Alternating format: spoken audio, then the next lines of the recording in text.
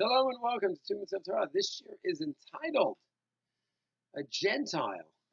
Does a Gentile need a hatra, a warning, before he violates one of his 7 mitzvot, before he's executed? So we know by a Jew, we have the concept that it has to be a hatra, a warning, before it is done and the person says, yes, I know, I'm doing it anyway. But what about by a Gentile?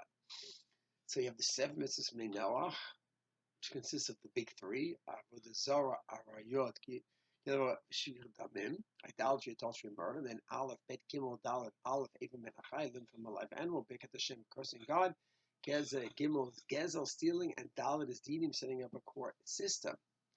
So now those 7, he's about to steal. Let's say you have to warn him: if you steal, you're going to get killed. So Rambam is fascinating. At the end of Perek Tet in Malachim, he says that we do kill a Gentile even without hatra. That's right after he says that. The Beit Din in the town tells the people about the Yisurim. He knows, they teach them. And they say, you have these 7 Yisurim, you have Gazela. This is what Gazela means. So they have an educational system where they're taught about these. And the Rambam says, at that moment where he's about to steal, no, even without a warning, that's it. So does that mean that doesn't matter? He understands, he knows the Issur, he doesn't know the Issur. We're very stringent. There's only 7 laws, but we're very stringent about them. And even if he didn't know any better, too bad. So the Rambam writes in Perek Yud Halacha Aleph, Noachide, who is shogeg. He didn't know. He didn't know. He's very careful about killing, very careful about idolatry. Eva ben Achai, he didn't know this. He didn't think about a limb from a live animal. He didn't know anything about it. He's shogeg. So the Lechem Mishnah says, wait, I thought once you don't need hatra warning, then shogeg also falls away. Isn't hatra warning in order to make sure that the person's not shogeg? But here, if there's no warning, that means we don't care if he's shogeg or not. Which is not true.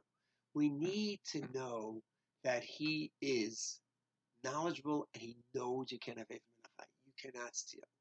We need to know that he knows that. Okay? Otherwise, he's shogeg. But once we know that, he knows that, he learned it in school, and they taught it, that's stealing Ephraim and Achai. And now he's about to do it.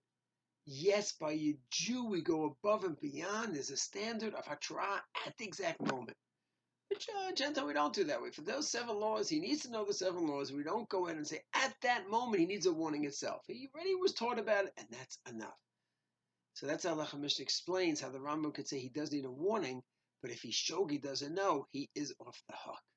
So we have different standards. Both times, shogeg, by mistake, he's off the hook, a Jew and Gentile. But by a Gentile, for those 7 laws, it's all he has is 7. He has to know the laws, and at that moment, he has to be responsible.